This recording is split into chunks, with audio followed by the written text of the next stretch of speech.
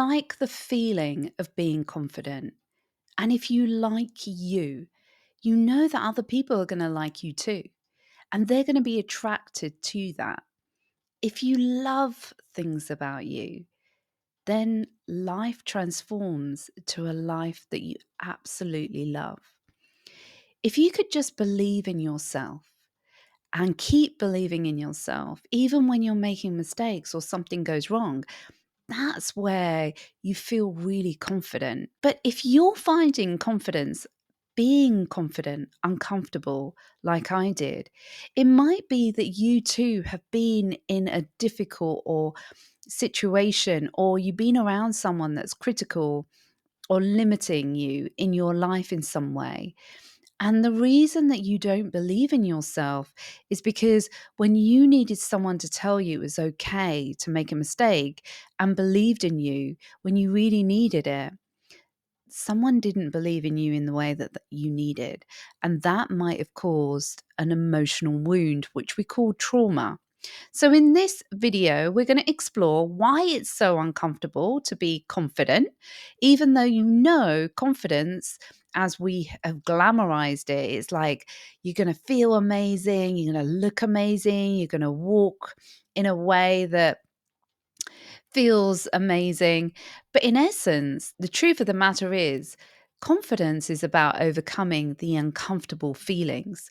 So if people didn't believe in you, if you were always told to follow what other people said, or you needed to be validated in terms of what you thought, or you didn't really have a voice, or you weren't really allowed to express the authentic, real you, the true you, then this becomes your reality. You feel uncomfortable being who you really are. And it's like a program that we have to undo. We have to start unraveling the old program and creating a new one. And that is uncomfortable. And it is something that doesn't feel good. And literally, you're creating something new in your brain. So the journey to becoming confident again, then truly is uncomfortable. And if you're having to pretend that you're okay, you're confident, but you feel really vulnerable inside, a little bit like a lobster or a crab, yeah?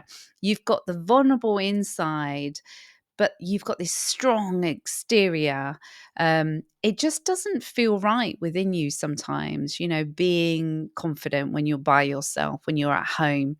There's this feeling of something just doesn't feel right.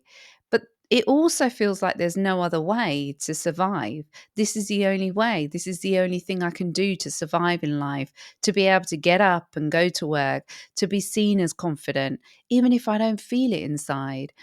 And we've all heard of this thing called fake it till you make it. So that's kind of made it all right. But we've all seen these confident people. And what do you think? You think, it should be easy to want to be confident. But it's a journey. And the journey is uncomfortable because, in the essence, we're starting from a place of really deep down inside. We don't feel good enough. We don't feel good enough just to be you. And maybe we think we've done something wrong, or we feel that we've made a mistake, or in some way we're a failure. Maybe it's you feel like you're a failure in relationships. Maybe you feel like you don't want people to really know that deep down you might not be as good. But yeah, there's this feeling of being vulnerable, of not being okay. And associated with these feelings, sometimes there's shame that we got something wrong, guilt, shame and guilt. So imagine shame and guilt like an imaginary club. Yeah. And we're metaphorically clubbing ourselves over and over and over again, hurting ourselves. And the damage is real. You might not be able to see it, it's not visible. And yes, it's a metaphor, but these wounds that are created from feeling not good enough, the shame, the guilt, these are very real. And the pain is great. It prevents us from feeling confident enough to make mistakes. That's the key here. The problem is when we have got into a toxic relationship, or someone that doesn't believe in us in the way that we really feel we should, it's like someone's adding even more pain on top of any of the pain that we already had. And it can feel so saddening, so annoying, so frustrating. And it's like, why me? Why do I have so much pain in my life? And in confidence, we can see how to use this pain. When we feel true confidence to allow ourselves to make mistakes, we can put on the curiosity hat, or the hat where we're, wondering, this has happened to me. What do I need to do to change it? And a lot of the time, we can use it to actually better ourselves and get away from the pain. But unfortunately, if we suppress the pain and we avoid it and we get into a trauma response, which is fight, flight, freeze, fawn, so fight is when we respond back, we get angry, we get frustrated, we get upset, we snap back. That's a trauma response. Flight is when we just want to get away from it all. It's just like, oh, it feels awful. I just want to go away from it. Freeze is when we just don't know what to do, and we feel sometimes afterwards, why didn't I say this? Or why didn't I say that? Or why didn't I think this? Because when there's a trauma response, you're not actually able to access your brain, the cognitive part of your brain, the thinking part of your brain, which can reason. And then fawn is when you start people pleasing.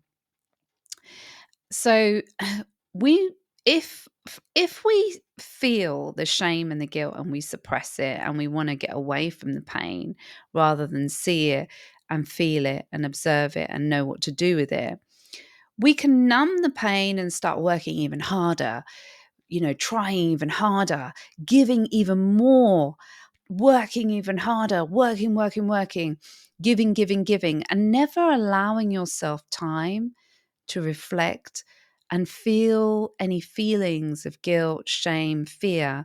We're trying to avoid that feeling. But when we can evaluate honestly and allow that emotional wound not to take over us, but to allow us to actually look at it, observe it, that emotional wound, which is trauma, then we don't have to try and prove our worth by giving, overworking, doing, or going into a trauma response such as fight, flight, freeze, fawn. Instead, we want to reflect. We want to have the confidence enough to reflect. This is why it's a little bit uncomfortable. We can reflect, can something be done about this? Can I do something different? And then sit and allow these emotions to become like a witness to them, because you feel confident enough, strong enough within yourself. Confidence is an inner game, it's not an outer game.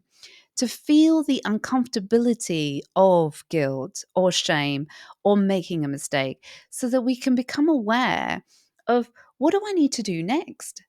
To acknowledge, I feel sad right now. I feel guilty right now. And yet it doesn't make any sense. So maybe I did the best I could. Maybe this person's being unreasonable, asking this much from me.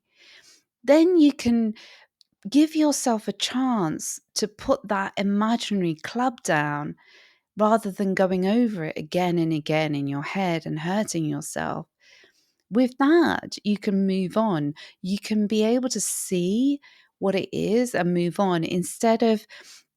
You will instead move into seeing what's happened and forgiving yourself, letting go of the guilt and letting go of whatever that guilt represents. Because the guilt of not being good enough means that we feel some fear of not having done enough, that I could have done more. Maybe I could have prevented that person from reacting in that way. We need to get into a point of thinking, it's good I'm aware of how I feel now, so I can allow myself to heal myself. So you can start giving to you. This is what it allows you to do, to start to let go of the feelings that no longer serve you. That's confidence. Allow yourself to like you. And you can feel confident, a level of confidence that even if as a human being you make a mistake, then when you're becoming aware of how you feel and how fear and guilt can hold you back, then you can help maybe others feel better about themselves around you because you feel better about yourself, even if you've made a mistake. If they're open to it, that is. If they're toxic, they're not going to be interested in really looking at their own self and their own pain. They're just projecting. If you've done all you can, that is enough. And the truth is, no matter how much you've done, more can always be done. That's the truth of it. That is the way it is. You can always do more. There is never enough in that sense.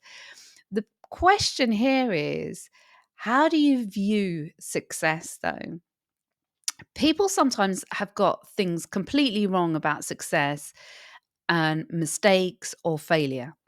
And that's why we lose our confidence. And that's when we might get into difficult relationships or toxic relationships because they prey upon people that might feel like, quite hard on themselves. They might have some previous childhood guilt, shame, fear. And they control by making you feel like you're not good enough and showing you the mistakes that you make over and over again as if it's something really bad to make a mistake. So let's take a moment. What do we learn from success? Let's just take a step back. What do you learn from success? What do you actually learn from success? Nothing. You can only confirm that what you've already learnt from the mistakes that you've made. You can learn from the mistakes to know what works. Success is learning from hundreds of mistakes, but you don't learn much. You don't learn from success itself. You learn from the mistakes. Then learning is allowing yourself to learn, right? That's the confidence. Are you allowing yourself to make mistakes, to learn? Confidence is allowing yourself to be uncomfortable so that you can do things that even if you feel uncomfortable and you make it and you get it wrong, it's okay. So when the fear and guilt pops up, or when you feel like, oh, I haven't done that right, or it's not good enough, you can allow yourself to learn from these emotions. Do not just do more for someone, work harder, do something for somebody else so that you can avoid these feelings inside. You want to give yourself space and time to process the emotions, process them so you can forgive yourself for being a human being, making mistakes. Forgive yourself so that you can learn. Let them go. Let those feelings go so you can move forward to the success that's waiting for you.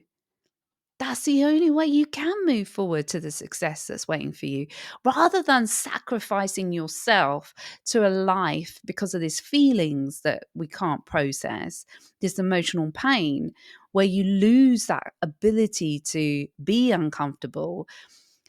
Maybe it's that person that's creating that kind of feeling in you, or maybe it's something that is becoming a catalyst to making you feel bad within yourself.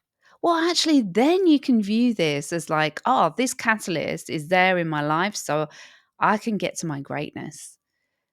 So I can let go of these feelings so I can move forward and allow myself to feel uncomfortable.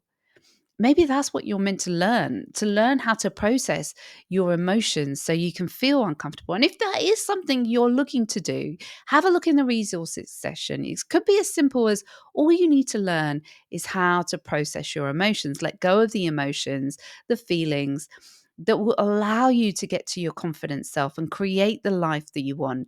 Allow yourself time to learn how to reflect and forgive yourself so you can move on and be okay being uncomfortable so you can get to success. I have in the resources section a masterclass, and it really explains how the brain works around this. So you can watch that and you'll gain a lot out of that. So going back to this, then once you know this, you have the capacity to tune into your responses to maybe a difficult situation or someone who's trying to bring you down and make you feel like that it's your fault. You can feel into these uncomfortable feelings, and then instead of being beaten by your own feelings of guilt and shame, you'll start to see as an opportunity to go inward and forgive yourself for being that human being and analyze the situation with more clarity to see whether or not guilt and the shame and this feeling of fear, is it productive? Is it going to help me?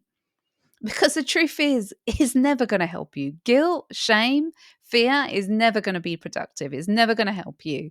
Then you go, I'm going to release this so I can move forward because I want to be successful.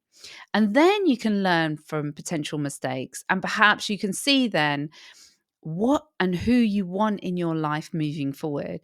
Being confident means feeling uncomfortable, allowing yourself to be uncomfortable so you can grow, so you can make mistakes.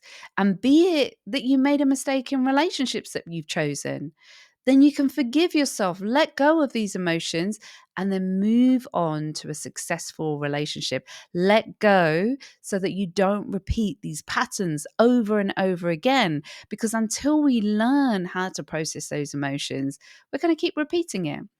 But look, instead, what I'm asking you to do is be much more loving, um, compassionate, understanding towards yourself as a human being. And one of the things that I'm really big on is love. Be loving towards yourself, and that will give you the confidence to create a life that you love, to give you the strength to move on. So, if that's something you want to do, look into the resources sessions. Till next time, I'm sending you so much love.